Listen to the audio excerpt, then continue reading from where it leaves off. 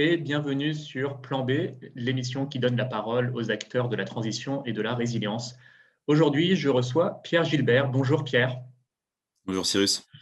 Merci beaucoup d'avoir accepté mon invitation. Tu es l'auteur de ce livre, Géomimétisme, réguler le changement climatique grâce à la nature, la pompe biologique à carbone et la nature au secours du climat et donc de l'humanité.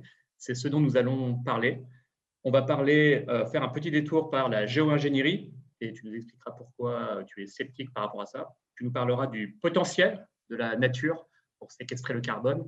Et puis, on fera un tour d'horizon des solutions pour les sols agricoles, les forêts, les zones humides. On parlera de permafrost aussi et on parlera des océans et comment tout ça, toute cette vie sauvage peut contribuer à maintenir le réchauffement sous le seuil des 2 degrés ou du moins limiter les dégâts. Avant de passer à tout ça, est-ce que tu peux nous parler des autres travaux que tu mènes, outre ce livre qui va occuper l'essentiel de notre discussion? Avec plaisir. Bon, nous voilà avec un beau programme. Alors, c'est vrai que j'ai eu plusieurs casquettes, moi, ces dernières années qui peuvent rentrer un peu en écho avec nos thèmes. Donc, après un master en double cursus à Sciences Po Grenoble et à l'École Polytechnique de Grenoble, justement sur les enjeux de transition, enfin plutôt sous l'angle des politiques publiques, j'ai travaillé pour le ministère des Armées sur de la prospective climatique, donc à l'Observatoire Défense et Climat de l'IRIS, qui avait pour mission de expliquer à l'armée française ce qui allait se passer dans les 10-20 prochaines années sur des pays qui intéressent l'armée française. Donc, avec forcément un gros prisme Afrique, Océanie. Et donc, nous, notre rôle, c'était de pays par pays et puis région par région, mais d'identifier les points de risque, disons comment le changement climatique pouvait exacerber les risques sécuritaires et les tensions qui existent déjà.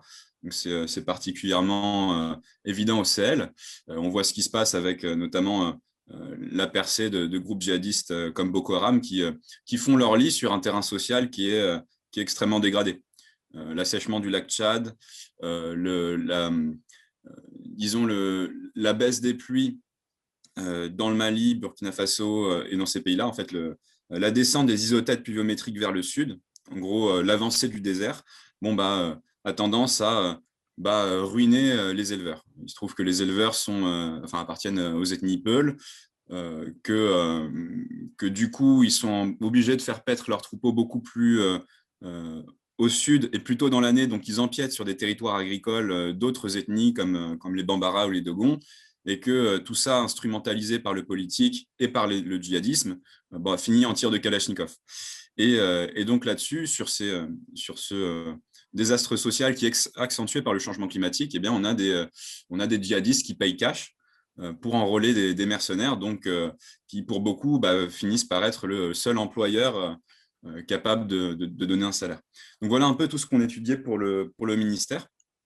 Le changement climatique est un thème qui intéresse de plus en plus les armées, les rapports se multiplient. J'en ai lu plusieurs de cet observatoire climat-défense auquel tu as contribué, notamment avec François Gemène aussi, qui est spécialiste notamment des migrations climatiques. Donc ces rapports sont très riches et je trouve que la spécificité, c'est véritablement établir justement les liens entre changement climatique, déstabilisation politique, enjeux sécuritaires. Voilà, le changement climatique est un peu mis en pratique. Ce n'est pas juste des rapports scientifiques, etc. Ça touche déjà des gens au quotidien. J'ai beaucoup aimé notamment les scénarios que vous décriviez avec pas mal de précision. À chaque fois, je pense, pour chaque pays à 2035, un scénario un peu tendanciel et un scénario de rupture. Qui parfois est limite dans la collapsologie, mais bon, voilà, c'est aussi une manière de voir les choses.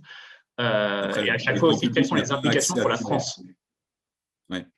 Oui, c'est ça, parce on est censé quand même donner des pistes opérationnelles pour l'armée française, les points à surveiller, les potentiels effets, risques sur les ressortissants français aussi. Donc, comment potentiellement anticiper ça au mieux. Et après, il y a une partie des scénarios qui ne sont pas en public. Sur le site de l'IRIS, la plupart de nos rapports sont accessibles au public en partie.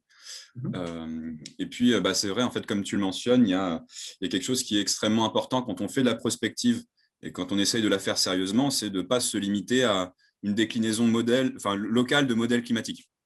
C'est-à-dire il faut vraiment essayer de comprendre comment le système social et économique et aussi politique est imbriqué sur ces réalités-là. Parce que sinon, on ne comprend pas. Parce que la plupart des ruptures, elles ne sont pas climatiques, elles sont politiques. C'est une mauvaise gestion d'une catastrophe naturelle. Bon.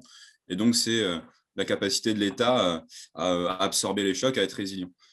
Donc ça, c'était effectivement un observatoire qui était cofondé par François Gémen et par Bastien Alex. Et donc, une très belle expérience. Après ça, moi, j'ai continué dans le domaine de la prospective climatique et environnementale pour différentes entreprises et maintenant au sein d'un petit cabinet de conseil.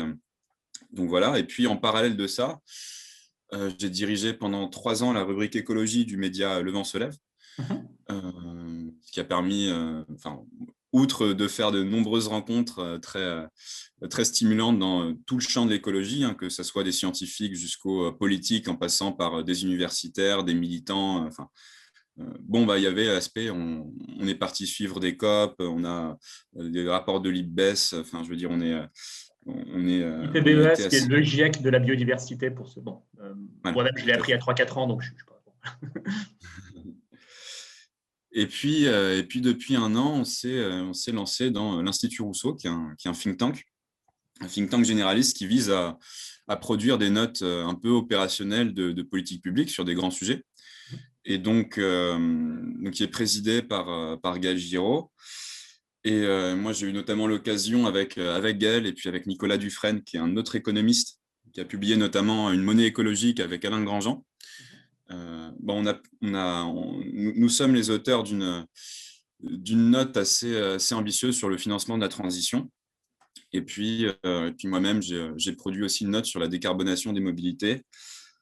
Et puis, on a fait aussi une analyse de la non-relance, où avec Nicolas Dufresne, on essaie de montrer à quel point le budget, les fameux 100 milliards du plan de relance annoncé par le gouvernement sont de fait à peine 22 milliards sur l'année 2021 et très peu pour l'écologie. Bref. Donc voilà, et puis donc il y avait ce bouquin parallèle, et puis petit exclu pour toi, Cyrus. Merci, le 18 de ce mois-ci, donc en librairie, sortira un deuxième bouquin dont j'étais le directeur. C'est un ouvrage collectif cette fois-ci, c'est pas entièrement de ma plume, mais le bouquin s'appelle Les armes de la transition, l'intelligence collective au service de l'écologie. Et ce bouquin, il reprend une série d'interviews, de 14 interviews, de 14 profils qui ont tous un lien avec le climat, mais qui sont des profils issus de disciplines ou de métiers différents. Donc, on a du climatologue, Jean Jouzel, c'est évident, au sociologue, en passant par le général de l'armée de terre, l'anthropologue Philippe Descola, la juriste Valérie Cabane. Et en fait, on décline comme ça 14 profils et on leur pose exactement les mêmes questions. Donc voilà, en termes de format, c'est une première. On espère que ça va plaire, et surtout au grand public. C'est un bouquin qui a une destination assez large. Et donc, chaque chapitre est en fait une grande question, et on décline les réponses le sociologue, le neuroscientifique, le romancier, tac, tac, tac. Passionnant, voilà. Et c'est très utile comme travail aussi, faire converger les différentes disciplines, un peu comme ce qu'ont fait aussi Laurent Hayet et Laurent Testo dans leur livre Collapsus, qui réunit 38 auteurs, dont ton collègue Gaël Giraud, mais beaucoup d'autres disciplines. Le thème à chaque fois, c'est les limites planétaires, avec un format assez libre pour en parler, et chacun avec son... Donc non, c'est très utile de faire, évidemment, d'avoir une base scientifique sur tout ça, mais de faire un petit peu sortir la science des laboratoires pour l'amener en fait dans l'espace public et la transcrire à l'échelle de toutes les autres disciplines. Super. Là, il y avait quand même une autre petite exigence qui était de pousser l'exercice un peu plus loin et de leur demander typiquement, quels sont les concepts ou certitudes que vous avez développés pendant votre carrière, donnez-en 3, et comment est-ce que vous les traduiriez en politique publique? Ou autre question, mais si un candidat à la présidentielle vous donnait carte blanche pour aider à son programme, concrètement, qu'est-ce que vous lui proposeriez? Donc voilà, on s'est amusé un peu avec des questions un peu plus opérationnelles, un peu plus même d'ordre politique. en plus du scientifique et de l'universitaire. Donc, bon, Non, très bien, voilà. j'ai hâte de voir ça, bravo. Et tu as donc 26 ans. Ouais. Bravo, non, mais bravo, l'avenir est entre de bonnes mains. Donc, on va parler de ton bouquin, d'ailleurs, préfacé par Gaël Giraud, que nous saluons.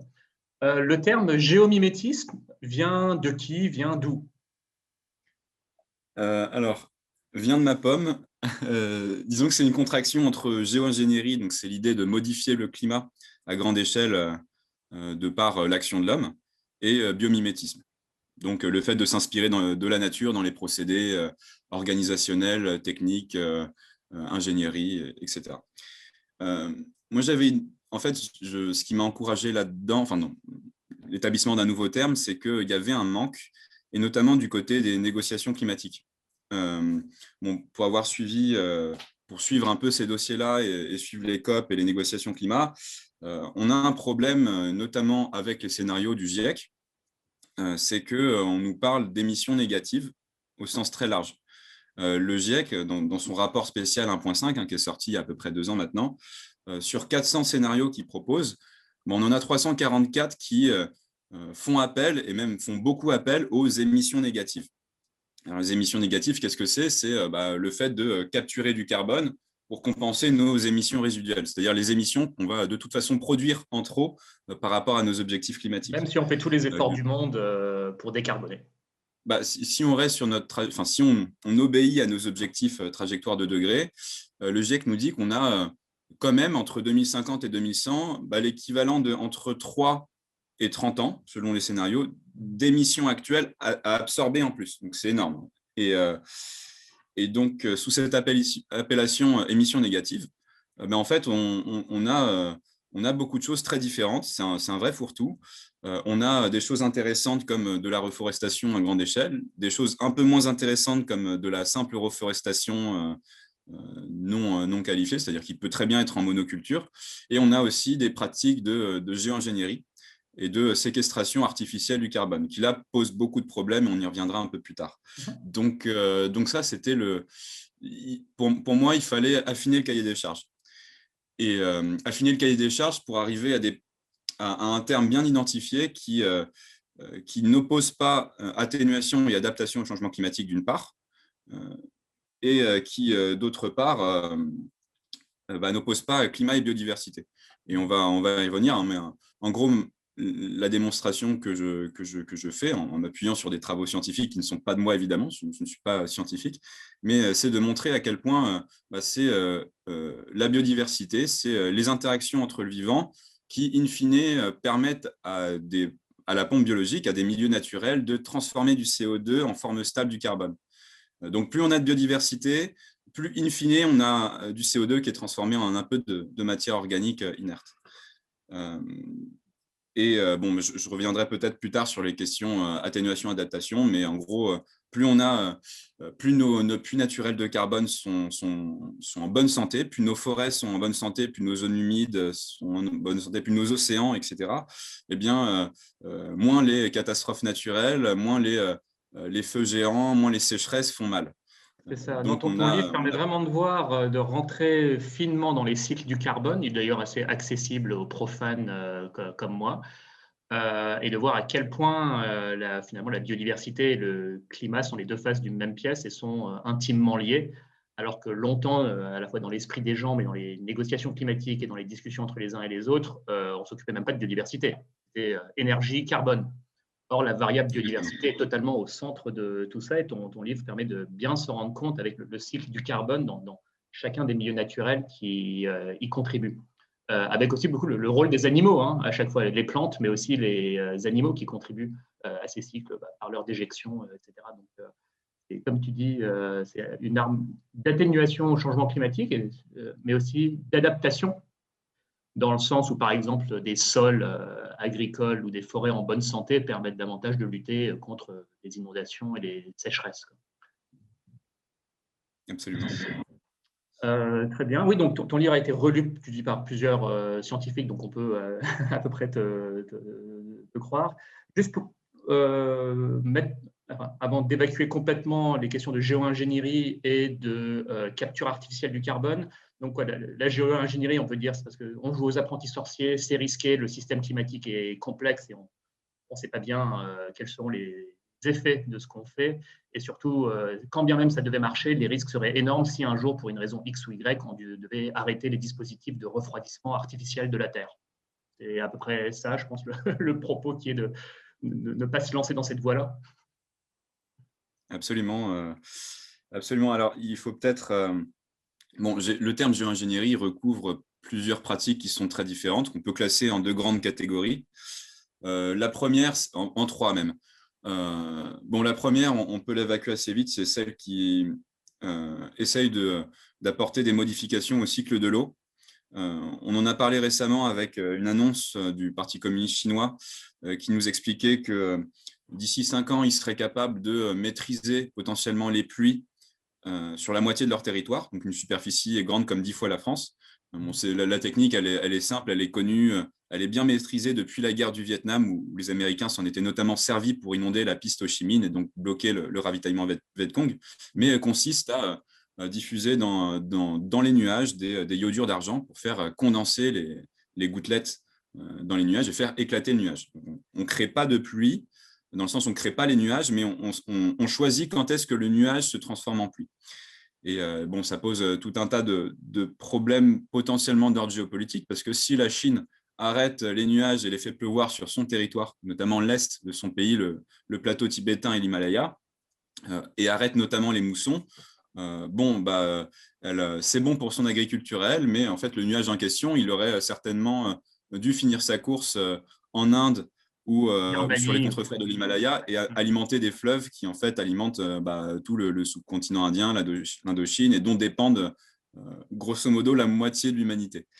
Donc, il y a tension sur ce sujet-là. La Chine n'est pas le seul pays, d'ailleurs, à travailler sur le contrôle des pluies. Donc ça, c'est la première famille de géo-ingénierie. La deuxième, c'est celle qui s'intéresse au rayonnement solaire, donc à limiter la quantité d'énergie solaire qui arrive sur Terre pour refroidir la planète. Donc pour ça, on peut jouer sur l'albédo des surfaces, c'est-à-dire repeindre en blanc. Enfin, ça, c'est des pratiques un peu low-tech qui posent pas de soucis, mais on a d'autres pratiques qui peuvent poser beaucoup plus de soucis, et c'est notamment celle dont on a aussi parlé récemment autour du projet Scopex, donc porté par Harvard, qui consiste à diffuser dans l'atmosphère des aérosols. Donc, alors, à la base, c'était du soufre, du dioxyde de soufre, sous le modèle des éruptions volcaniques. C'est-à-dire qu'en 1991, on a eu une grande éruption volcanique du Pinatubo en Indonésie, et en fait, les scientifiques se sont rendus compte que la température globale sur la planète l'année d'après avait baissé de 0,5 degrés. Parce qu'on avait un voile d'aérosol qui en fait faisait rebondir directement les rayons du soleil dans l'atmosphère. Donc, ces scientifiques-là, sous la houlette d'un certain David Case d'Harvard, se sont dit, bon, on va faire la même chose, on va tester, on va avec des ballons ou des fusées, mais diffuser ça dans l'atmosphère. Et finalement, le problème du soufre, c'est que c'est corrosif pour la couche d'ozone. Et que en fait, c'est aussi ça crée de l'acidité dans les pluies.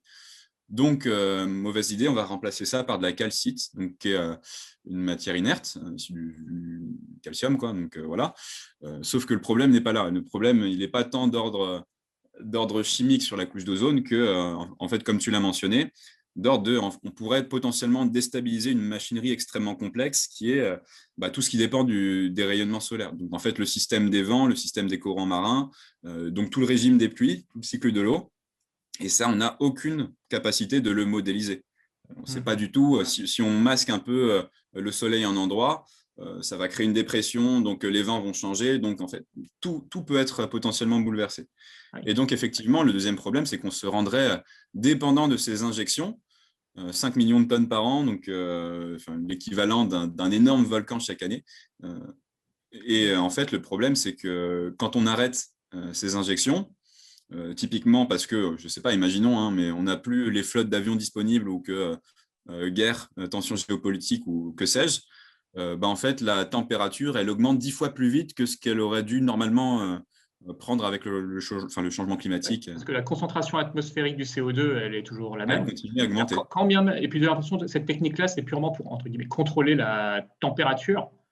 Sachant que la température est un phénomène quand même très complexe à travers le monde. Bon, mais quand bien même on y arriverait, ça ne réglerait rien à d'autres problèmes, comme par exemple l'acidification des océans.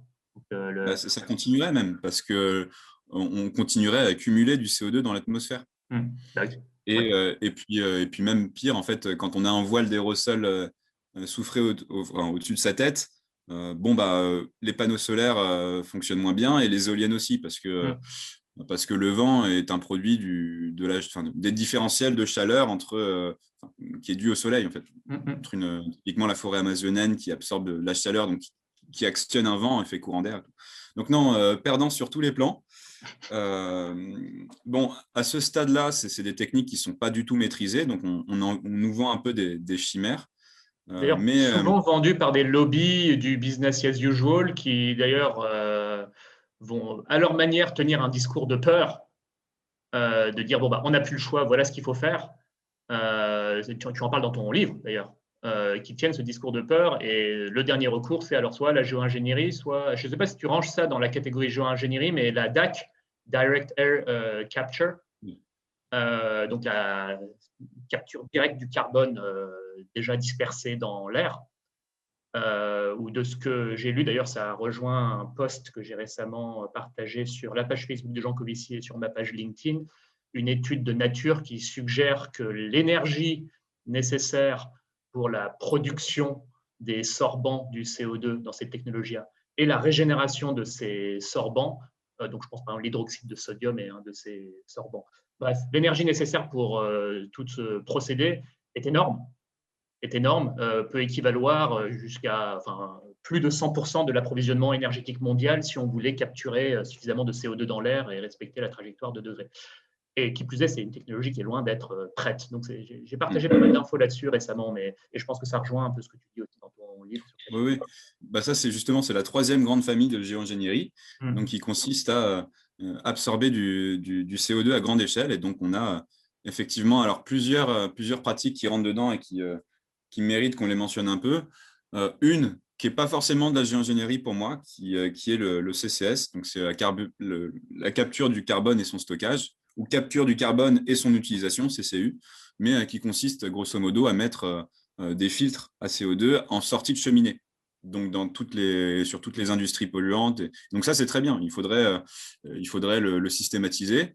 Pour moi, ça ne rentre pas dans la catégorie géo-ingénierie, du coup, c'est un outil d'atténuation des émissions. Sauf que le problème, c'est que les lobbies du pétrole parlent beaucoup de cette technique-là, pas seulement eux d'ailleurs, les cimentiers, les verreries, en fait toutes les industries intenses en CO2. Ils en parlent beaucoup. Mais ça n'avance pas.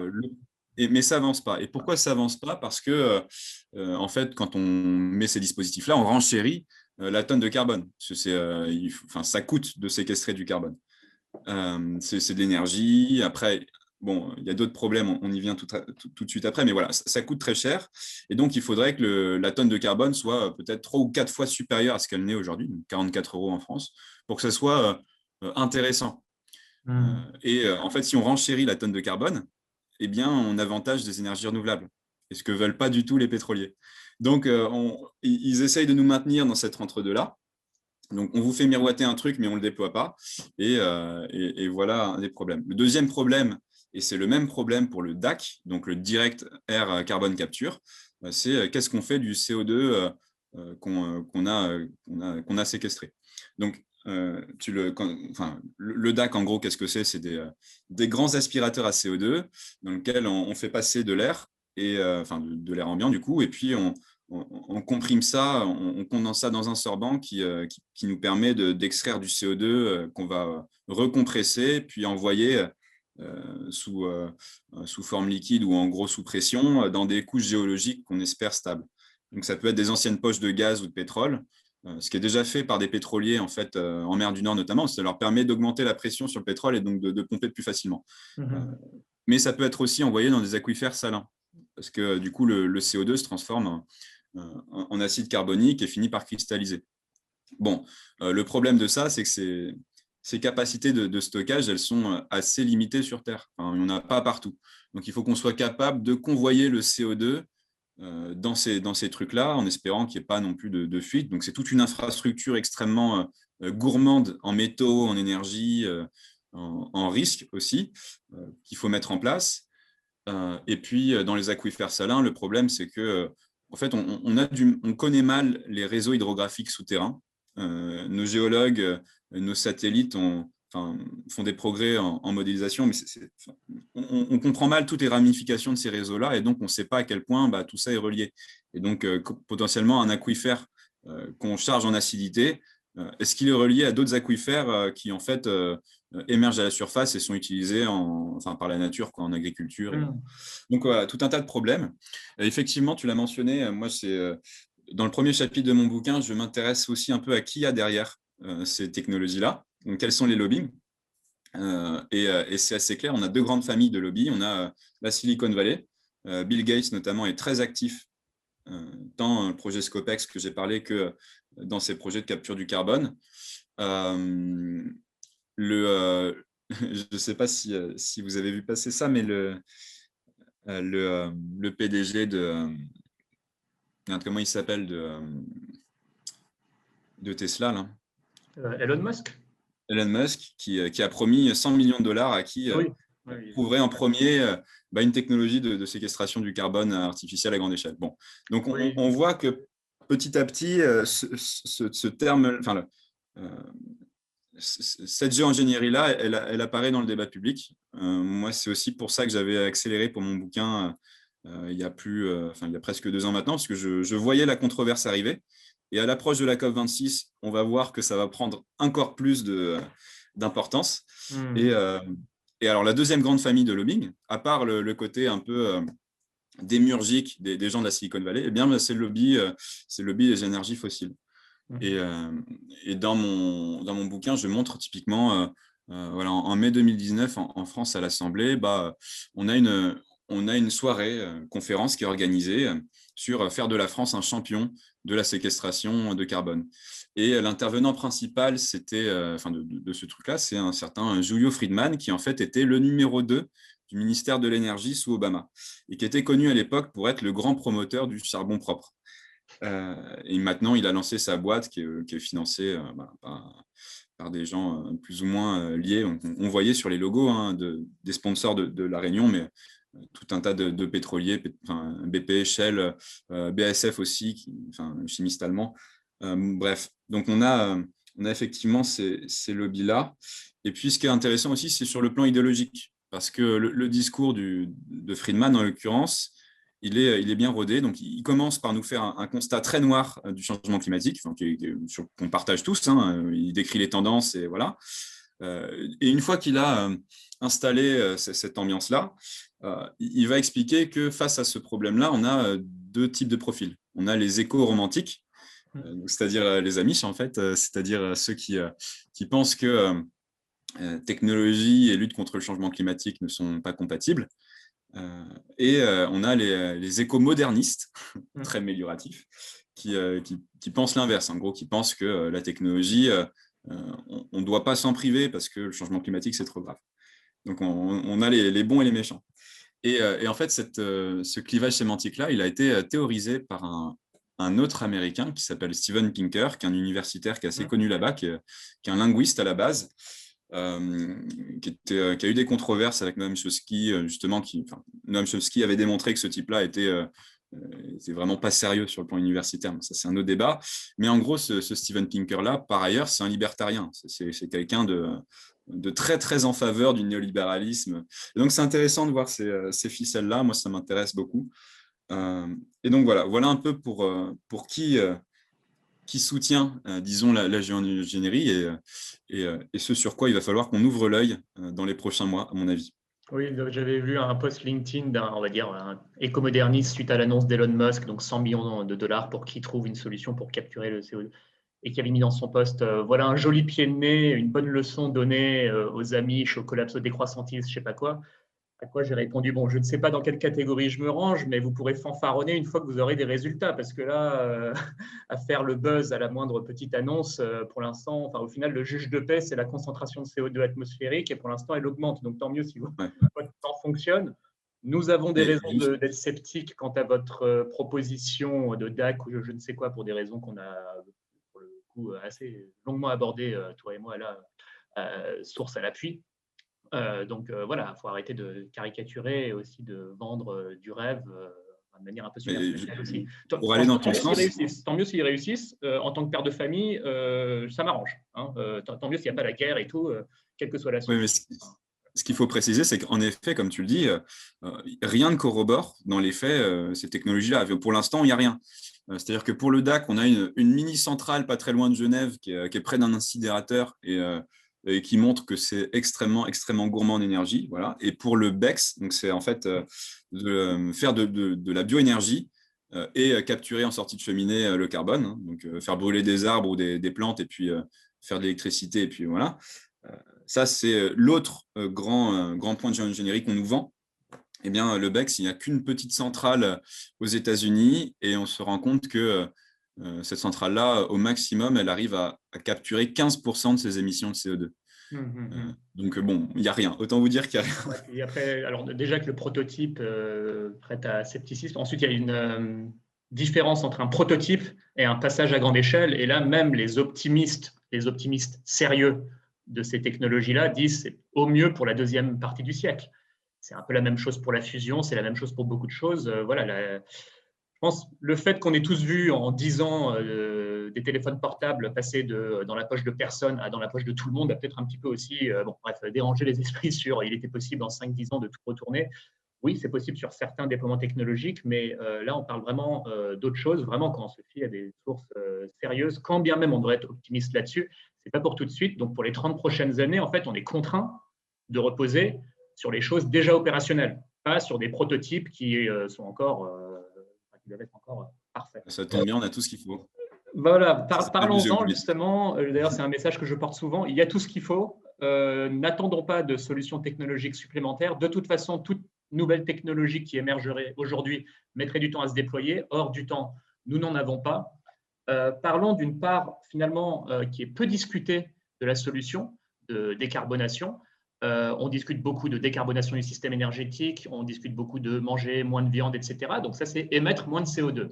Il va falloir en capturer.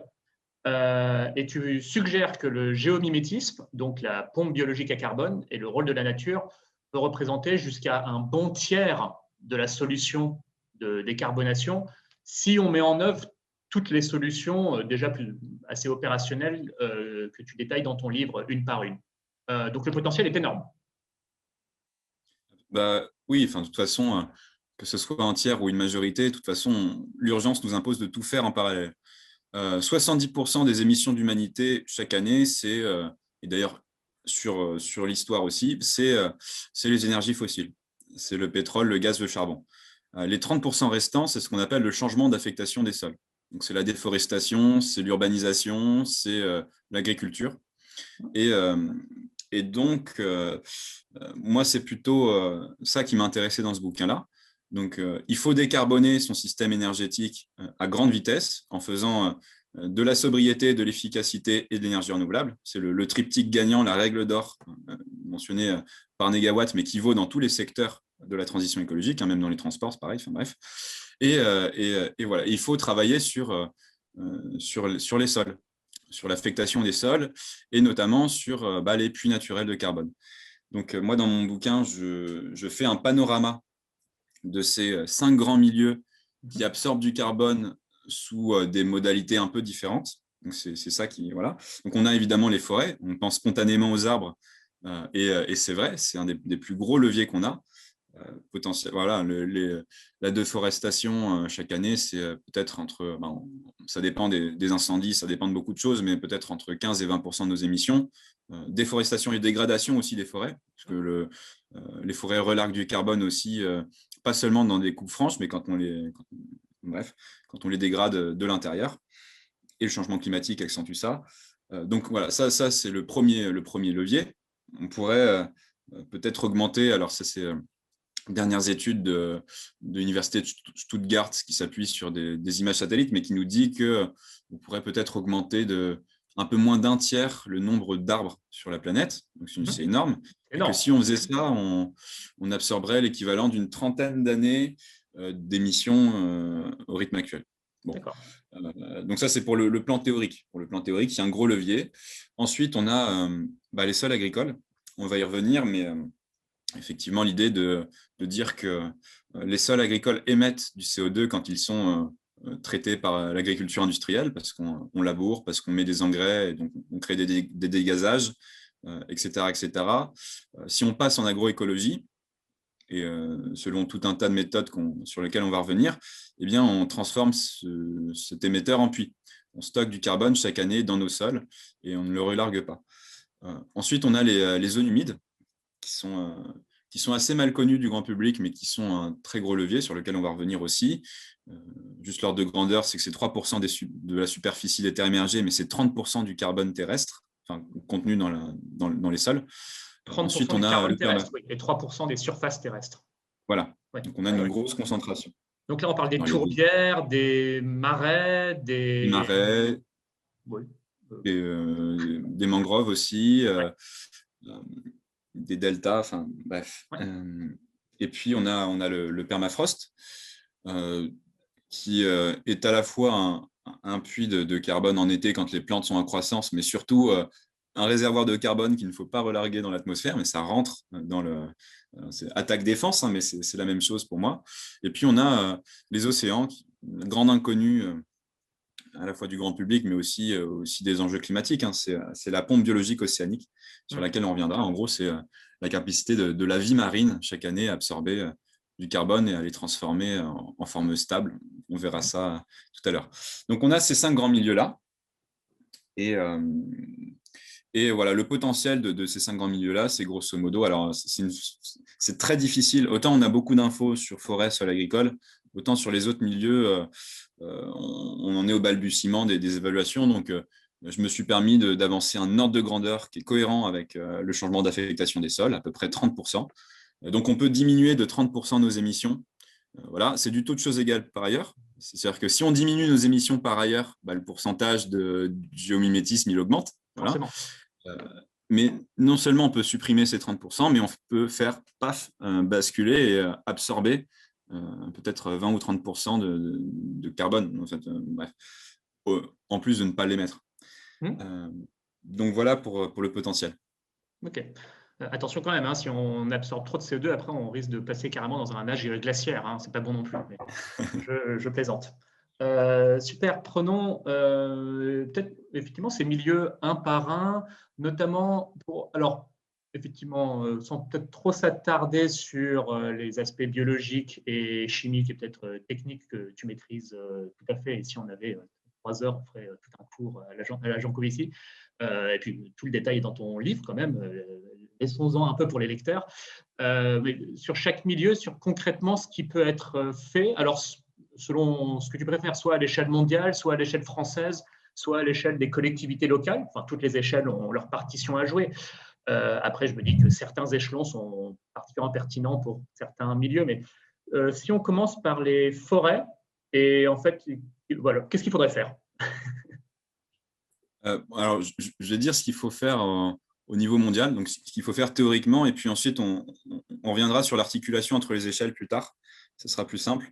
Bon, pour les forêts, il faut à la fois les protéger, donc les sanctuariser comme bien commun, y compris du coup revoir le rôle de l'ONU, typiquement, avoir une ONU qui soit beaucoup plus coercitive, en fait, qui empêche typiquement le gouvernement brésilien de déforester l'Amazonie, qui a un impact sur le climat à l'échelle mondiale. La forêt amazonienne n'appartient pas seulement à Jair Bolsonaro, même si la souveraineté nationale, c'est extrêmement important. Donc, il faut trouver des formes mixtes comme ça de bonne gouvernance pour protéger ce qu'il y a à protéger. Et puis, il faut redéployer des forêts. Donc, pour ça, on peut faire de la régénération naturelle assistée, en fait, laisser les forêts repousser, ou on peut replanter. Mais replanter en géomimétisme, c'est-à-dire replanter en s'inspirant de la nature. Et dans la nature, on n'a jamais de monoculture d'arbres. On ne fait pas de la sylviculture avec une seule espèce qui est de l'épicéa ou du pin Douglas ici. On plante différentes espèces qui sont à la fois adaptées au climat local, donc, des espèces locales, mais des espèces qui seront adaptées au changement climatique aussi. On ne va pas planter aujourd'hui des arbres qui vont mourir dans 20 ou 30 ans. Donc ça veut dire de la R&D, ça veut dire que l'INRAE, ça veut dire que nos scientifiques déploient un réseau de pépinières en lien avec les labos et les universités et les parcs naturels et en fait tous les acteurs. Et voilà, donc il faut savoir qu'en France, 80% des replantations d'arbres, c'est de la monoculture. Et donc quand on ne plante qu'une seule espèce, en fait, on crée des véritables déserts biologiques. Puisque chaque espèce abrite des espèces qui sont utiles pour les autres, qui régulent les parasites des autres, etc. etc. Chaque espèce d'arbre a un réseau racinaire différent qui va puiser différentes choses, qui ensuite les arbres s'échangent grâce au réseau mycorhizien, donc aux champignons. Donc il faut entretenir ce savant mélange. Et on observe aussi que on parle beaucoup de compensation de carbone, notamment dans les entreprises. C'est une solution de facilité pour beaucoup d'entreprises qui veulent se verdir. La séquestration, la compensation de carbone, généralement, c'est des entreprises qui font de la monoculture d'arbres qui la mettent en œuvre.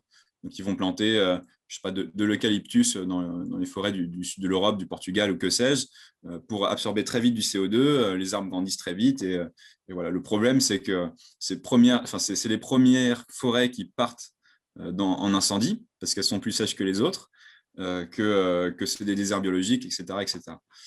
Donc voilà pour la forêt. Ensuite, il y a différentes techniques de reforestation en fonction des milieux que je détaille dans le bouquin, mais on va pas s'y attarder. Le deuxième milieu, donc c'est les sols agricoles. Comme je le disais, il faut passer en agroécologie, donc c'est-à-dire réintroduire les équilibres entre l'arbre, l'animal et la culture, l'équilibre agro-silvo-pastoral, qui était loi avant la entre guillemets révolution verte, c'est-à-dire la révolution de l'agriculture industrielle des années 50-60, avec le remembrement, avec les engrais azotés, etc. En gros, la victoire du capitalisme sur l'agriculture, puisque avant les années 50, grosso modo, l'agriculture était circulaire, c'est-à-dire qu'on avait des animaux qui venaient brouter après les cultures et donc qui refertilisaient les sols en azote, en phosphore avec leur déjection. Et on avait des haies, des bocages, des arbres champêtres. Et donc les arbres sont extrêmement importants pour entretenir notamment tout le réseau mycorhizien, parce que ces mycorhizes-là se nourrissent de lignine qui n'est produit que par les arbres et pas par les plantes annuelles. Et donc les vers de terre qui créent de l'humus sont dépendants de cet équilibre-là. Bon. Et donc, quand on a un système qui s'équilibre en termes de cycle de nutriments, le capitalisme n'a pas beaucoup d'espace pour vendre ses pesticides, parce que la biodiversité régule les parasites, ses intrants, ses engrais, parce que personne gagne de l'argent. Voilà. Donc on gagne moins d'argent. Il faut revenir à un système. En fait, il faut revenir et dépasser ce que faisaient nos anciens, c'est-à-dire que là aussi, on a beaucoup de progrès de recherche en matière de quels sont les équilibres de plantes qui font que les cycles de nutriments s'entretiennent, comment refaire de l'élevage extensif, donc arrêter l'élevage industriel qui nous bouffe d'ailleurs une quantité de terre arable considérable et qu'il faut aussi faire rebifurquer pour du géomimétisme en gros. Parce que l'élevage intensif prend moins d'espace en termes d'animaux, mais en revanche prend énormément d'espace pour faire pousser la nourriture de ces animaux. Donc c'est ça que tu veux dire. 80% des surfaces céréalières en France sont destinées à alimenter l'élevage. Et cet élevage pseudo-concentrationnaire industriel. Donc il faut sortir de ça. Du coup, ça veut dire qu'on diminue grosso modo par 2 ou 3 la production totale de viande en France, mais pour des animaux qui sont élevés au grand air, qui souffrent du coup beaucoup moins et qui ont un rôle clé dans ces équilibres de nutriments. Donc il faut refaire d'agroforesterie, il faut replanter des bocages, des haies, y compris pour attirer les oiseaux qui régulent les parasites, etc. etc. Et donc quand on fait ça, et quand on fait de l'agriculture sous couvert, c'est-à-dire quand on arrête de labourer et quand on a un sol qui est constamment couvert par des végétaux, eh bien, on absorbe beaucoup plus de carbone. Et on ne le relargue pas en labourant et donc en oxydant les sols. Donc, c'est intéressant aussi pour les agriculteurs parce que ça veut dire beaucoup moins d'intrants et ça veut dire plus de production de biomasse. Les travaux pionniers de l'INRA en la matière montrent qu'une surface en couvert permanent et en agroforesterie, elle produit 40% de biomasse en plus chaque année parce que les rayons du soleil sont utilisés toute l'année quelque part. Et, et du coup, la question, c'est comment valoriser cette biomasse pour les agriculteurs, donc pour faire des compléments de revenus. Donc, il y a le bois énergie, il y a le méthane, enfin bref. Donc, c'est repenser le système agricole au-delà de la simple agronomie, aussi dans son économie. Bon, je ne m'attarde pas là-dessus. Ensuite, on a les zones humides. En Non, fait, je il faut voulais comprendre que… justement un petit peu conclure sur cette affaire d'agriculture parce que il y a beaucoup de motifs d'espoir, beaucoup d'observateurs soulignent qu'il y a un vent d'optimisme qui souffle à travers la profession, alors à la fois celle d'agronome et celle d'agriculteur, et qu'une révolution discrète, certes, est en marche où on s'intéresse de plus en plus au sol comme source effectivement de nutriments pour les plantes, comme tampon face aux événements climatiques extrêmes, donc inondations, sécheresse, et comme source comme moyen de capter du CO2 et comme moyen de redonner du sens au métier d'agriculteur, de remettre du bonheur à la ferme, comme en parle Arnaud Gaguin. À cet effet, outre ton livre, je recommande aussi cet autre excellent livre de Frédéric Danhé, un des meilleurs journalistes de l'environnement probablement au monde, très nuancé sur la question agricole, donc très peu manichéen, les méchants, les gentils, bio, bien, pas bien, etc. Bon, qui rentre dans la finesse. Le livre est aussi très, très accessible et c'est aussi une enquête exploratoire auprès du monde agricole qui suggère qu'il y a cette prise de conscience sur l'importance des sols et sur la possibilité de recourir à d'autres techniques ou bon, sans forcément éliminer totalement le labour, mais c'est un moyen, mais de réduire le travail du sol ou du moins d'éliminer le travail excessif du sol et aller dans le sens que tu aimerais voir aussi, qui est de favoriser la pompe biologique des sols pour le carbone. Est-ce que toi aussi, dans les discussions que tu peux avoir dans le milieu, est-ce que tu sens un petit peu ce mouvement? Bon. Alors, mon bouquin, il y a une partie du bouquin qui était en fait un ancien mémoire de Sciences Po que j'ai retravaillé, consacré à l'agroforesterie. Et donc, bon, bah, je me suis intéressé évidemment aux interactions climat-agriculture, mais aussi aux questions d'acceptabilité sociale dans le milieu des agriculteurs par rapport à l'arbre, par rapport au changement de méthode et par rapport au changement systémique. Et alors moi, ce que je perçois de ces milieux-là, c'est que bon, il y a un intérêt, mais il y a des limites systémiques. C'est-à-dire effectivement, les surfaces en bio, c'est une augmentation à 2 chiffres chaque année, 16% l'année dernière, etc. Bon, il y a quand même pas mal d'obstacles pour un agriculteur qui veut transiter.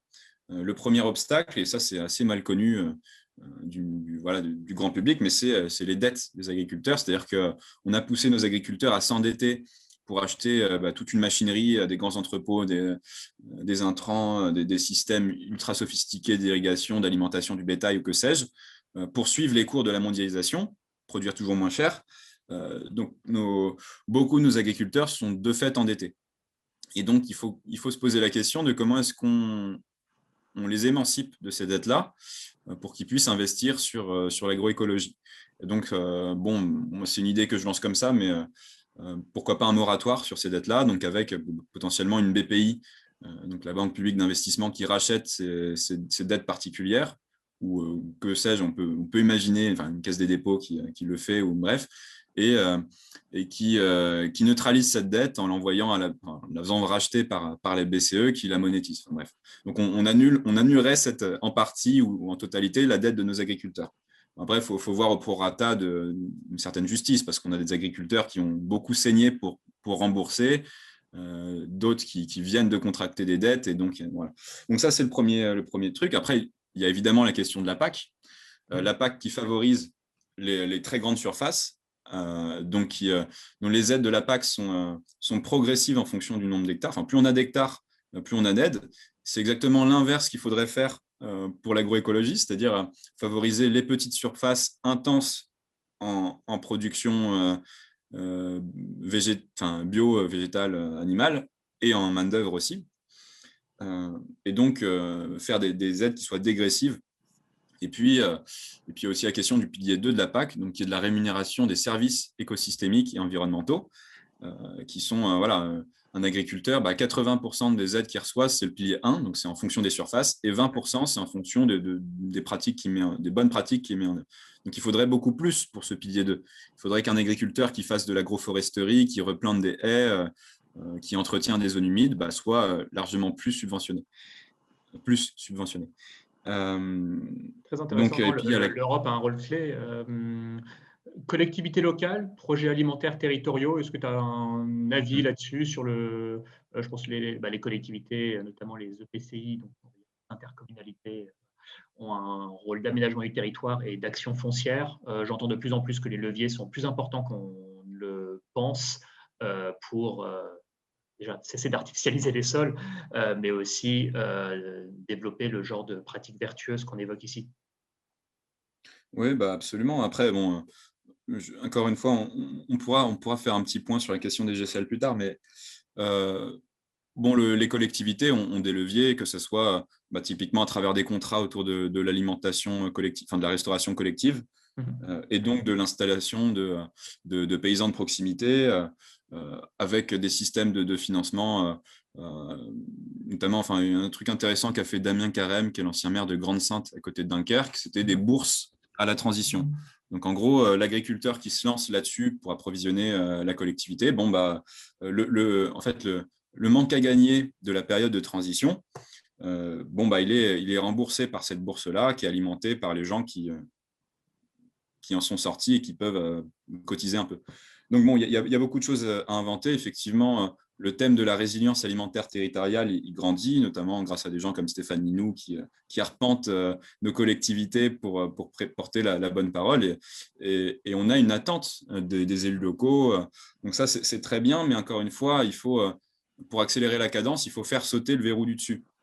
Les collectivités territoriales, elles sont prises par des règles de rigueur budgétaire. En fait, les dotations aux collectivités baissent chaque année pour des missions qui sont de plus en plus élargies. Donc, on a des élus qui doivent gérer la rigueur et qui ont du mal à financer des grands projets de transition. Donc, encore une fois, la question, c'est plutôt l'échelle pertinente à ce stade-là, c'est plutôt l'État, parce que c'est l'État qui redistribue l'impôt et qui fait de la péréquation territoriale. Sur la PAC, en effet, c'est plutôt l'UE. Mais il n'y a pas d'UE sans la France. Donc, une France et surtout la PAC, historiquement, ça a valu la politique de la chaise vide de Gaulle et tout, mais l'agriculture française est quand même la première agriculture d'Europe. Donc, si on a une France volontariste qui en fait, joue des muscles pour réformer la PAC, moi, je ne me fais pas trop de soucis sur le fait que les autres vont suivre. Donc bon, c'est de la politique, c'est du rapport de force, mais quand on est la France, on a la chance de pouvoir driver ça dans le bon sens si jamais il y a un changement de gouvernement, etc. Donc voilà un peu pour la question de ce que je sens dans le monde agricole. Il y a un gros déficit de formateurs aussi,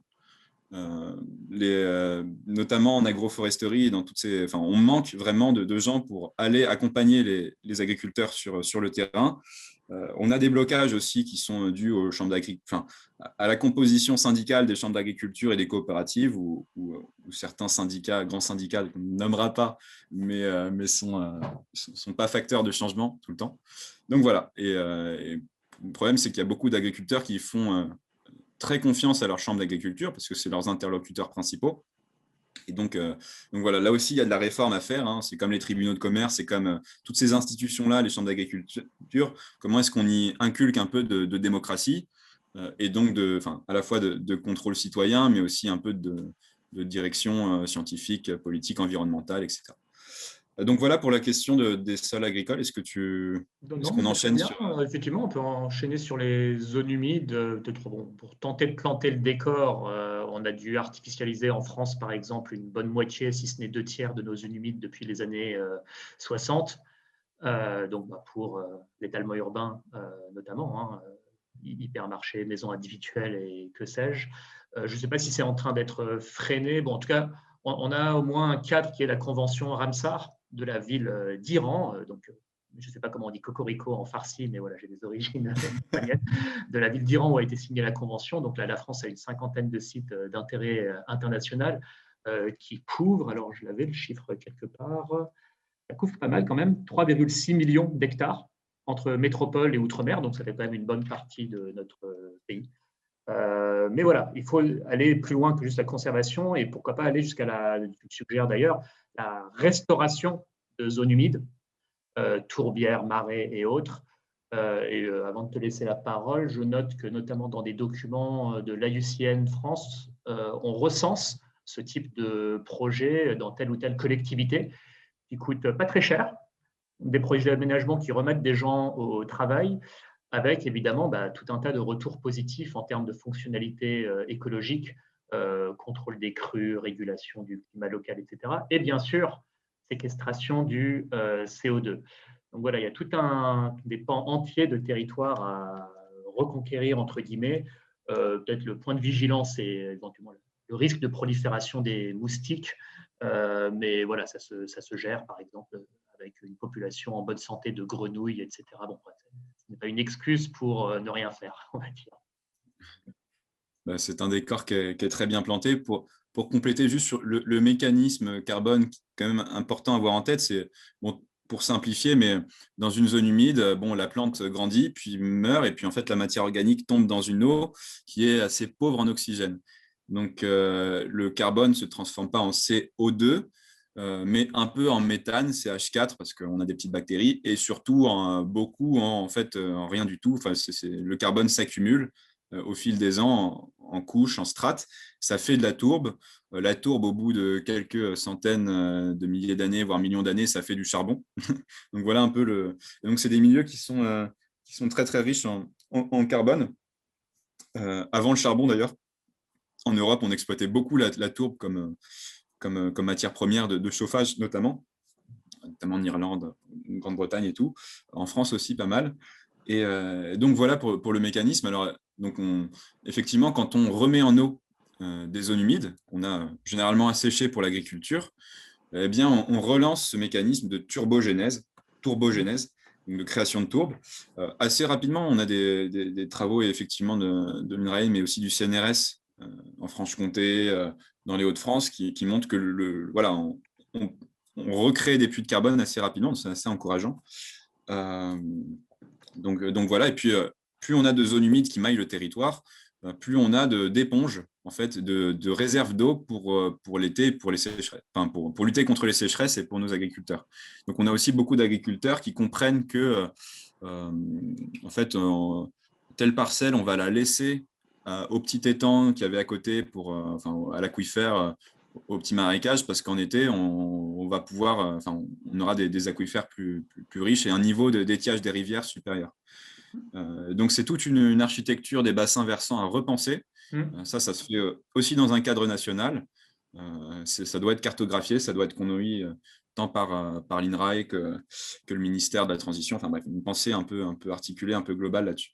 Oui, des acteurs comme le CEREMA aussi promeuvent de plus en plus tout ce qui est génie écologique, solutions fondées sur la nature. Là encore, je pense que c'est du travail pour les ingénieurs, pour repenser les paysages, les systèmes, etc.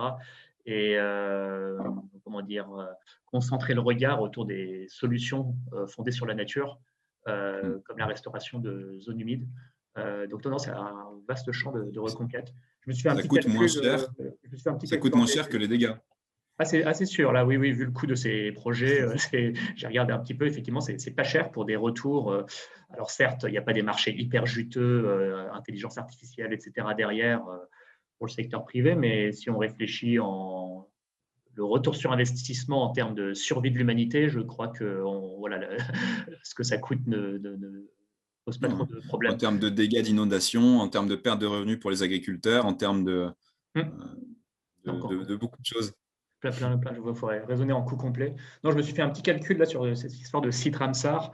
Donc oui, 3,6 millions d'hectares. Donc les sites Ramsar, par exemple, les plus emblématiques, parmi les plus emblématiques, je ne vais pas tous les citer, mais pour essayer pour ceux qui nous regardent, un peu leur permettre de se représenter, il y a la baie de Somme, il y a le Mont Saint-Michel, la Camargue, le lac du Bourget, l'étang des Salines en Martinique. Bon, tous ces 50 sites, ça fait 3,6 millions d'hectares, comme je le disais. Ça fait à peu près 5-6% de la superficie de la France. Bon, c'est pas si mal. Mais voilà, je veux dire, si d'ici 30 ans, j'espère qu'il y a un objectif raisonnable, on pouvait étendre cette surface. Et puis, ça fait aussi comment dire, une sorte de fierté patrimoniale, hein. Tous ces sites, au-delà du pur aspect biologique, il y a aussi quand même un attachement culturel à tout ça. Est-ce qu'on a fait le tour sur ce qui devait être fait sur ce point et on passe au permafrost? Oui, oui. Non, juste pour compléter très rapidement, il y a aussi la question des zones humides côtières, notamment des mangroves, Ouais. qui sont extrêmement importantes, y compris en termes d'adaptation au changement climatique, puisque les mangroves permettent d'atténuer la violence des tempêtes et des vagues, et aussi des tsunamis, et aussi des ouragans, tout en séquestrant très rapidement du carbone et en étant une pouponnière pour tout un tas d'espèces de poissons et d'espèces marines. Ouais. Donc voilà. Oui. Ah bah, puisque tu en parles, se pose aussi la question de la dépoldérisation avec la montée des eaux. Donc, des polders étant des terrains de terre gagnés sur la mer, souvent pour y faire de l'agriculture. Donc, une grande partie des Pays-Bas, c'est des polders. Il y en a aussi en France. Se pose la question, tôt ou tard, avec la montée des eaux qui va se prolonger sur plusieurs siècles, de cesser de lutter et de construire des digues pour protéger ces terrains-là et de laisser la mer reprendre sa place. Alors effectivement, il va y avoir dans ces cas-là des terrains agricoles perdus, hein, avec la production qui allait avec. Mais bon, c'est un nouvel équilibre à trouver. C'est pas non plus, on ne parle pas non plus de mourir de faim parce qu'on aura laissé la mer monter d'1 mètre et laissé quelques hectares Surtout si on diminue la part de l'élevage. Voilà, exactement. Oui. Mais après, bon, voilà, les avantages, ça peut être aussi la constitution de présalés. Donc, ça fait partie des zones humides, pas les plus majeures, mais c'est voué à se développer à mesure que la mer regagne du terrain. Et ces présalés qui permettent quand même aussi d'amorcer la pompe à CO2 des sols qui ont une capacité de captation supérieure à des terres arables, et puis qui rendent aussi d'autres services écologiques, la nourrisserie de poissons, donc peut-être qu'on perd en terre arabe, mais on gagne un peu en poisson, bon, etc. Donc voilà, il y a tout des écosystèmes à repenser sur cette problématique de zone humide et un équilibre à retrouver. Bon, Pour le permafrost, peut-être? oui, voilà, oui. Alors, on ne peut pas prétendre avoir fait le tour, mais, mais oui, bon, on a bien parlé de zone humide. Oui, permafrost, je t'en prie peut-être faire, enfin pas trop s'attarder dessus parce que l'heure tourne. Je voudrais aussi qu'on parle des océans, hein, qu'on prenne le temps de parler des océans.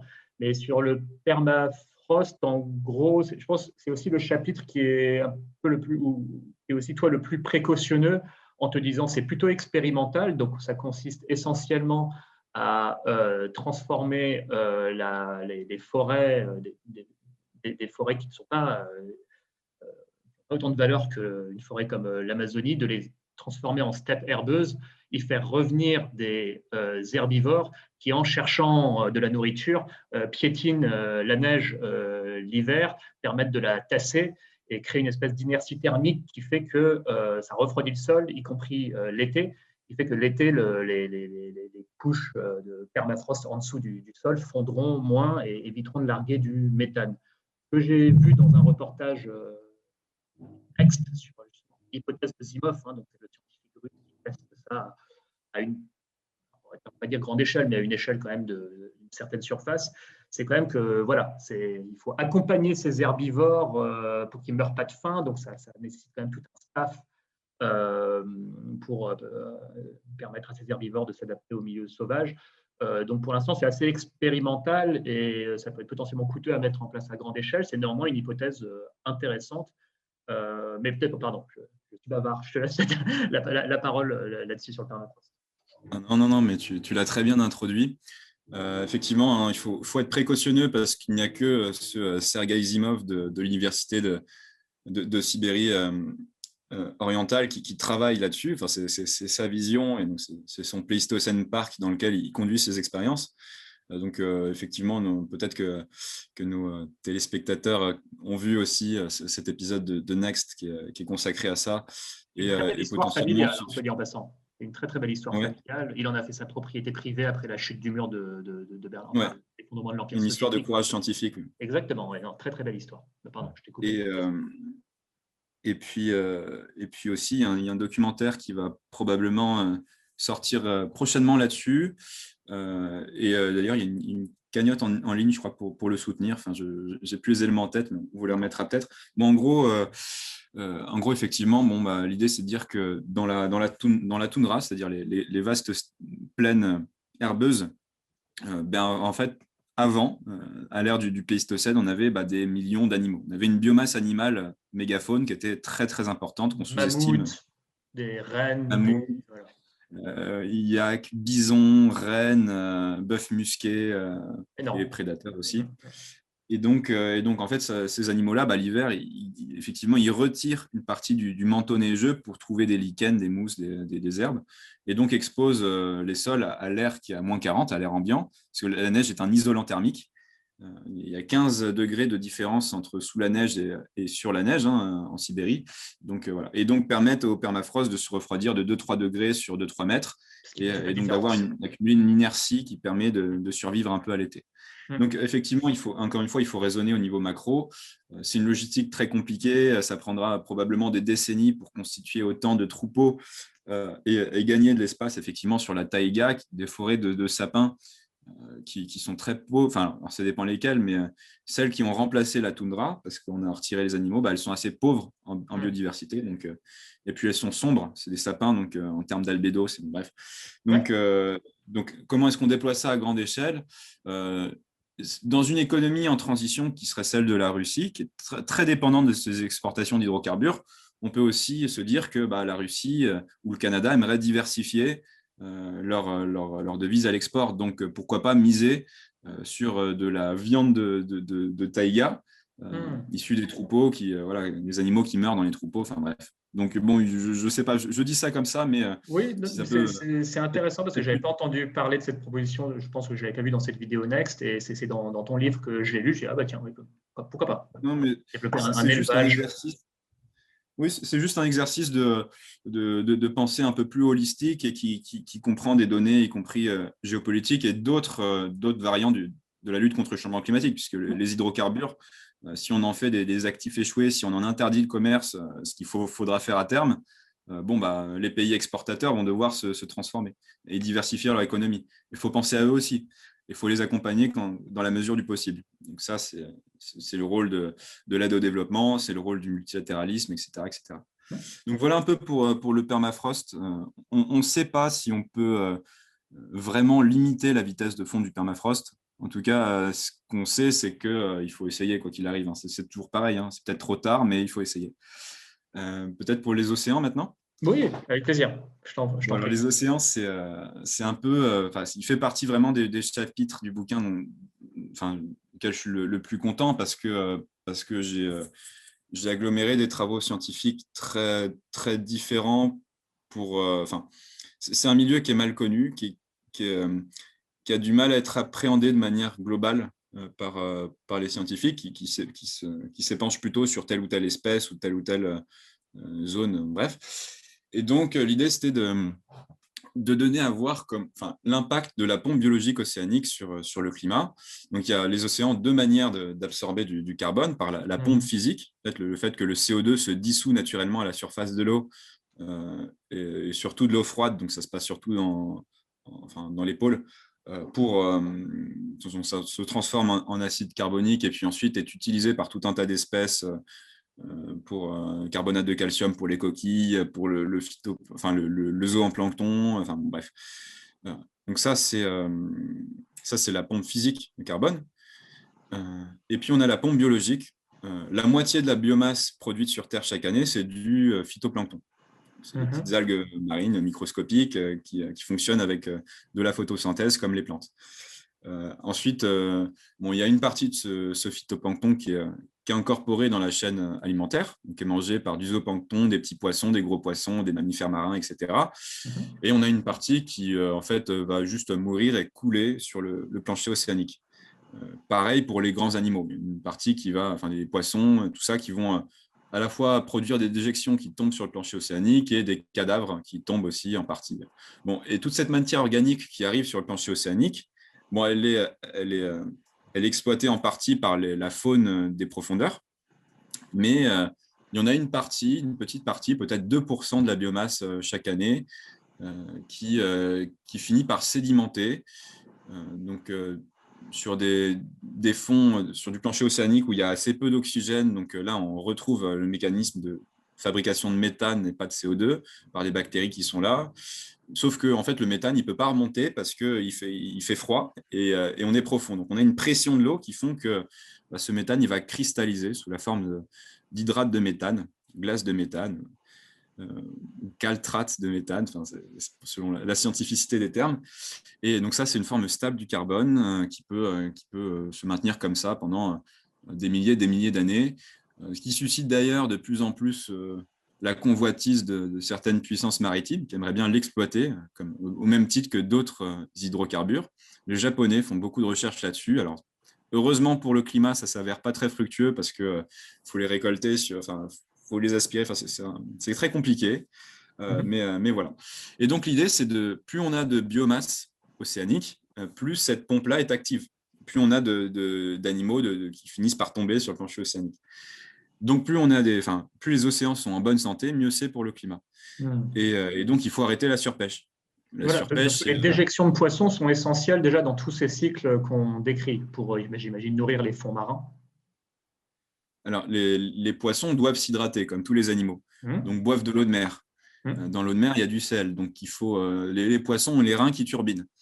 Et donc, pour rendre inerte ce sel-là, pour l'extraire de leur sang, ils vont les combiner avec du carbonate de calcium pour en faire des petites boulettes fécales qui finissent par… Bon, ça, c'est potentiellement 15% du carbone qui est séquestré par la pompe biologique. Donc, c'est important. Ce n'est pas la pompe principale, mais c'est effectivement très important. Mais là où, en fait, chaque espèce marine a un rôle à jouer, c'est que plus on a de poissons, plus on a d'animaux, plus on a de phytoplancton qui est mangé. Et donc, plus on a d'espace pour ce même phytoplancton pour se reproduire. Et alors que voilà, s'il n'est pas mangé, il stagne et puis il a moins d'espace pour se reproduire. Donc, chaque espèce a son rôle à jouer. Les baleines ont un rôle fondamental. C'est vraiment les vers de terre des océans. Donc, les baleines, elles montent, elles descendent, et puis dans leur sillage, elles mélangent des couches d'eau qui sont riches en nutriments, qui alimentent le plancton en surface. Quand elles défèquent en surface, elles apportent du fer, de l'azote, etc. Donc, à chaque fois qu'une baleine chie, on a une explosion de vie autour, on a un bloom planctonique. Donc, on repassera pour la poésie, mais l'idée est là. Les requins aussi, non? C'est comme des prédateurs qui patrouillent, notamment les herbiers, les coraux, et qui du coup éloignent des animaux qui pourraient venir s'y nourrir. Donc, enfin, tout ça est un déséquilibre plutôt très savant, mais aussi fragile. Très fragile, notamment parce que on a la surpêche, on a aussi l'acidification, l'appauvrissement en oxygène, l'augmentation des températures. On a plus de canicules sous-marines que de canicules submarines. Ça, on le sait mal. Et donc, effectivement, pour les coraux, pour tout un tas d'écosystèmes, c'est trop dommageable. Et plus, en effet, on a de prédateurs, plus on a de requins, et moins on a de poissons qui donnent le coup fatal aux coraux en les broutant jusqu'au bout. Un mot sur la surpêche, parce que pour répondre aux gens, non, vous nous culpabilisez, c'est un problème des Chinois et des Asiatiques et tout. Alors, non. Donc, d'après l'IFREMER, j'ai le chiffre devant moi, donc l'IFREMER, le tout dernier rapport, 49% des volumes de poissons pêchés en France sont issus de populations exploitées durablement, donc 15% il y a 20 ans, donc bon, là, il y a un gros progrès. Mais la surpêche touche encore 26% des populations. Donc voilà, il y a encore un peu de chemin à parcourir. Quant à la Méditerranée, non, là, c'est à part la reconstitution de la population de thon rouge, 90% des stocks sont surexploités. Donc non, il y a encore du chemin à parcourir. C'est bon, c'est l'exemple de l'effort. Une parenthèse. Ouais. Alors, la surpêche nourrit autant l'humanité que la pêche artisanale. La pêche artisanale, elle respecte les stocks et dans tous les pays. Okay. Ouais, en fait, mais par contre, la pêche industrielle bousille 80% des ressources halieutiques.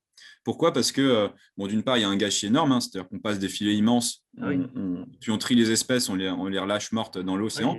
Les prises accessoires, tu chopes des requins au passage et tu les jettes, quoi.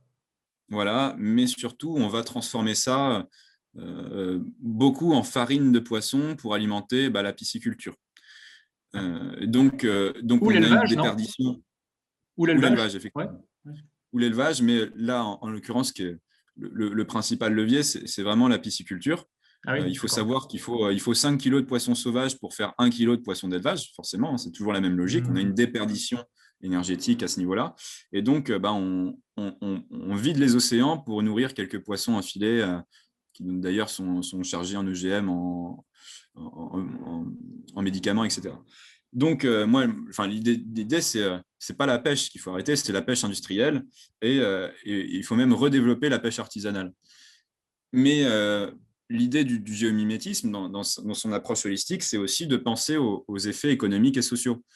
Parce que dans le cycle naturel, on a aussi l'humanité. Il faut incorporer, il faut réencastrer l'humanité et son économie dans l'ensemble des cycles de nutriments. C'est ça l'intuition fondamentale du géomimétisme. Et donc, dans cette idée-là, il va falloir reconvertir des filières qui posent problème aujourd'hui en filières qui sont des solutions demain. Et typiquement, la pêche industrielle, c'est une grosse infrastructure, c'est des gros bateaux qui ont des gros treuils. Et donc ça, c'est intéressant pour faire de l'alguiculture à grande échelle, cultiver des algues à grande échelle. Et donc, c'est assez simple. Hein. On pose des câbles et des bouées, et puis on arrime des algues, notamment des algues brunes, du kelp, à ça. Et puis, on peut en faire beaucoup de choses.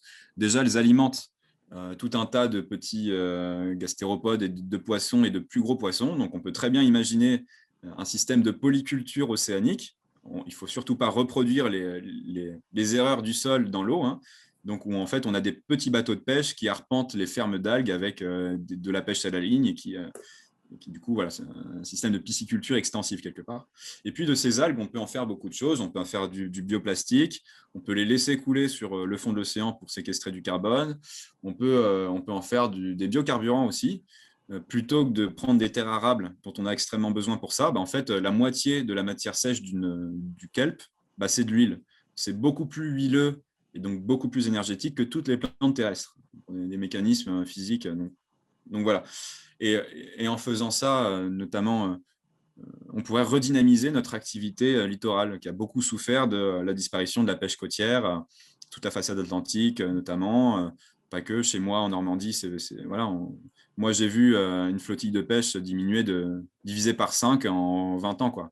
Bref. Donc voilà, et donc recréer de l'emploi, et donc recréer des filières, le bioplastique.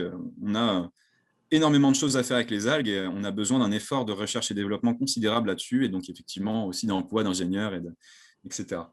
Donc voilà un peu pour les océans. Et puis, est-ce que ça te va? Très très bien, non mais c'est passionnant Pierre, hein, c'est une exploration vraiment superbe. Bravo pour ce travail-là, moi ça m'a passionné. Ça m'a ouvert les yeux sur un certain nombre de sujets aussi. Voilà, il n'est jamais trop tard pour s'intéresser à de nouvelles choses, surtout en matière d'écologie, qui est un sujet riche, transverse et complexe.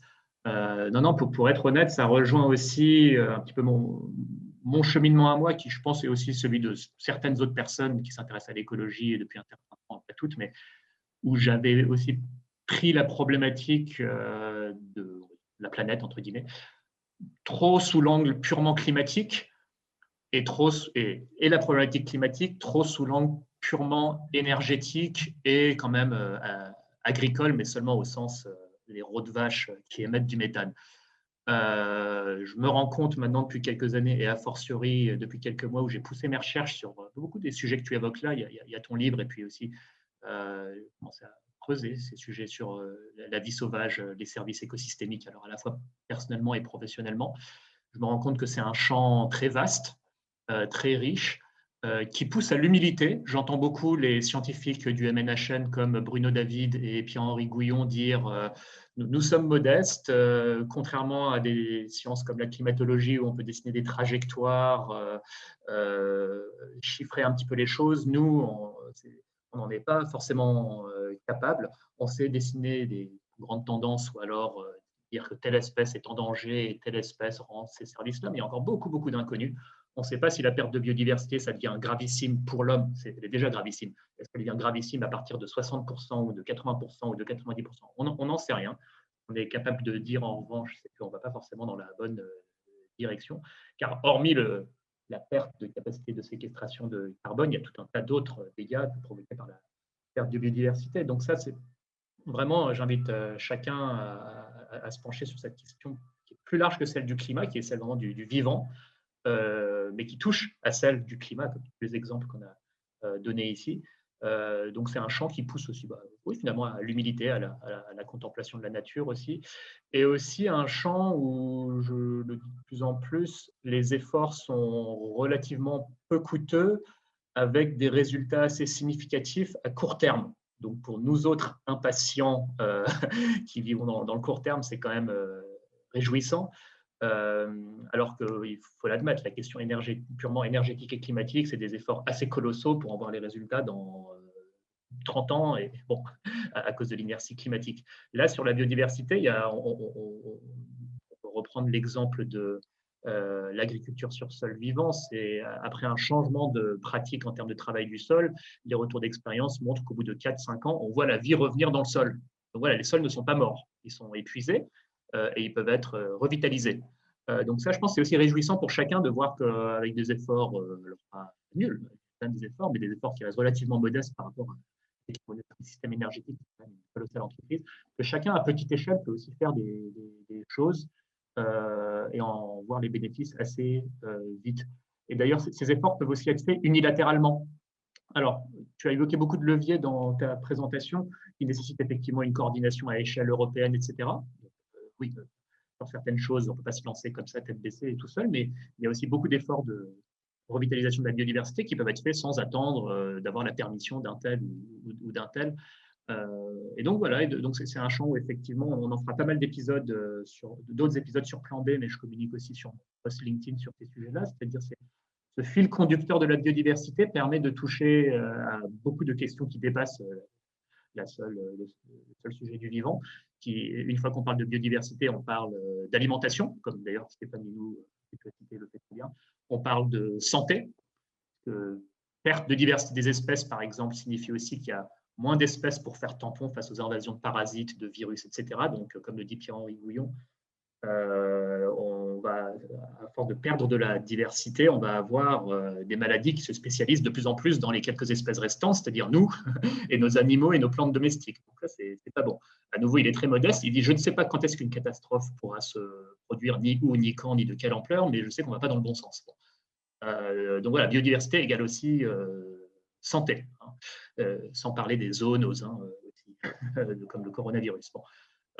Quand on parle de biodiversité, on parle aussi, comme tu as très bien fait, de climat, à la fois en termes d'atténuation et d'adaptation au changement climatique. Donc c'est un très très beau sujet qui a beaucoup d'implications politiques. Et donc je me réjouis aussi de voir que vous prenez ces problèmes-là aussi à bras-le-corps dans l'Institut Rousseau. Il y a tout un champ à découvrir. Voilà. On pourra effectivement, moi, j'ai 38 ans, me faire observer, bon, ça va, les citadins qui découvrent le vivant après avoir une vision technocratique de la chose. Oui, c'est un petit peu vrai. Et en même temps, quand je vois beaucoup de scientifiques dire qu'on a encore beaucoup de choses à découvrir, je pense que tout le monde peut être assez humble à cet égard et qu'on habite à la campagne ou en ville ou quel que soit notre métier, qu'on a tous beaucoup de choses à apprendre du vivant. Ouais, pour moi, même ma réaction à ton livre qui contribue énormément, qui a beaucoup contribué à aussi mon exploration de ces sujets-là, et je t'en remercie. Et je te laisse peut-être le mot de la fin sur ce sur quoi tu aimerais conclure. Merci pour tes mots. Et puis, je tenais aussi à te remercier pour ton travail de veille qui est très, très utile et très précieux. Au-delà de ton travail de nous donner la parole à nous, acteurs, entre guillemets, même si j'aborde cette question avec pas mal d'humilité parce qu'effectivement, il y a encore beaucoup de choses à faire.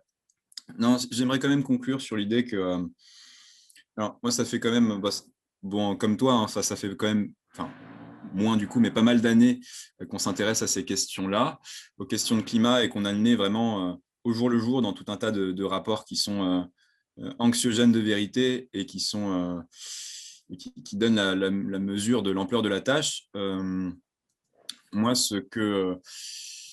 plus ça va, plus je vois à quel point c'est entre les mains du politique. C'est-à-dire que quand on s'intéresse, y compris aussi un peu à l'histoire, et on a beaucoup de très bons travaux, que ce soit ceux de Jared Diamond, sur pourquoi certaines civilisations se sont effondrées et pas d'autres, mais aussi de Jean-Baptiste Fressoz et d'autres en France, Christophe Bonneuil, qui montrent à quel point des grands choix politiques, notamment animés par des lobbies, ont pu structurer des filières industrielles entières et donc nous emmener sur du très thermique, issu de la guerre notamment. C'est ce que Fressoz montre très bien.